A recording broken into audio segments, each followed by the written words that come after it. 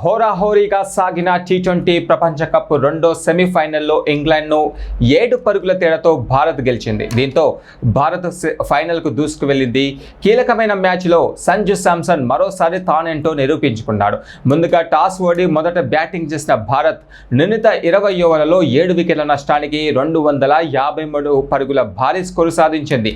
సంజు శాంసన్ కేవలం 42 బంతుల్లోనే 89 పరుగులు చేశాడు. ఇందులో 8 ఫౌళ్లు 7 సిక్సర్లు ఉండడం విశేషం. ఇక సంజుకి తోడుగా శివం దూబే 43 పరుగులు, అలాగే ఇషాన్ కిషన్ 39 పరుగులతో మెరిపించారు.